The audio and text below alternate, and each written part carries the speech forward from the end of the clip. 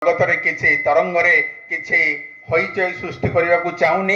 ତେବେ ନିତ୍ୟାନନ୍ଦ ଭାଇଙ୍କ କଥାର କ୍ଷୟକୁ ଧରି ଗୋଟିଏ ପଦ ଖାଲି ଆଡ୍ କରୁଛି। ପିତୃକୃଷ୍ଟିର ପୁରାଣ ପ୍ରବଣ ଅତୁଟ ଥିଲେ ସେଇ ଧାରାଟି, ହିନ୍ଦୁ ହୁଅ ମୁସଲମାନ ହୁଅ ଜୈନ ବୌଦ୍ଧ ସବୁଇ ଖାଣ୍ଟି, ଏଇ ଧାରାର ଉଲ୍ଟେ ଯଦି ସ୍ୱର୍ଗରେ ତୁହି ଯାଉରେ କହି, ଜୋର ଗଳାରେ କହୁଛି ମୁଇଁ ସ୍ୱର୍ଗରେ ତୋର ନରକ ଭୁଇଁ। ଠାକୁରଙ୍କର ବାଣୀ ବହୁବାର ଆମେ ମାନେ ଶୁଣିଛନ୍ତି, ଚର୍ବିତ ଚର୍ପଣ କରିଛନ୍ତି ଇତ୍ୟାଦି ଇତ୍ୟାଦି।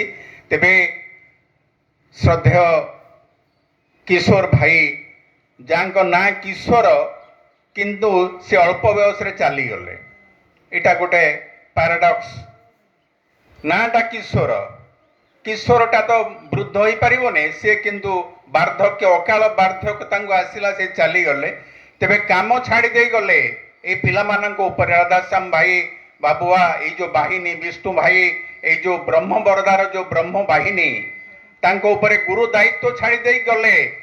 ସେ ଯେ ପିତୃକୃଷ୍ଟି, ସିଏ ତାଙ୍କ ଯାହା ଥିଲା ମିଶନ, ଠାକୁରଙ୍କ କାମ କରିବା, ଠାକୁରଙ୍କର କଥା କହିବା, ଠାକୁରଙ୍କ ଯେଉଁ ଅନଲାଇନ୍ ସତ୍ସଙ୍ଗ ଯେତେବେଳେ ଆମ ଧର୍ମଶାଳା ସତ୍ସଙ୍ଗ ବିହାରରେ ହେଉଥାଏ, ଏ ଉପର ଘର ଛାତ ପଡ଼ିନଥିଲା, ସେ କାକରରେ ବସିକି ସେଠି ସଞ୍ଚାଳନା ସେ କରୁଥିବେ। ମାନେ ସମୁଦି ଆପଣଙ୍କୁ ଦୀପଦ କହିବାକୁ ହବ, ଆମେ ସବୁବେଳେ କ'ଣ ଗୋଟେ ଥୋଡ଼ା ବଡ଼ି କଡ଼ା ସେଇଠି ଗୋଟେ ଆଲୋଚନା କରିବୁ, ଆପଣ ଦୀପଦ କହିବେ।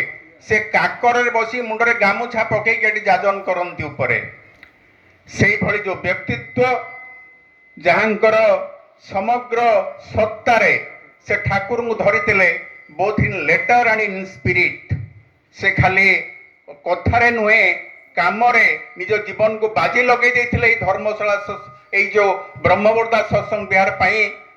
ସେଇ ଯେଉଁ କର୍ମ ସେ କରିଥିଲେ, ଆମେ ଆସନ୍ତୁ ସମସ୍ତେ ସେଇ କର୍ମରେ ସାମିଲ ହେବା। ଯଦି ଆମେ ତାଙ୍କୁ ଶ୍ରଦ୍ଧା କରୁ, ତାଙ୍କୁ ସମ୍ମାନ କରୁ, ତାଙ୍କୁ ଭଲ ପାଉ, ସେ ଯେଉଁ କର୍ମ କରିଥିଲେ, ଯେଉଁ ଅଧୁରା କର୍ମ ସେ ଛାଡ଼ିକି ଯାଇଛନ୍ତି, ଗୋଟେ ଅଧୁରା କର୍ମ ସେଠି ଆମର ଧର୍ମଶାଳାରେ ଛାଡ଼ିକି ଯାଇଛନ୍ତି ଆମର ପୂର୍ବଜ ଭାଇମାନେ, ଏଠି ମଧ୍ୟ ଗୋଟେ ଅଧୁରା କର୍ମ ଛାଡ଼ିକି ଯାଇଛନ୍ତି।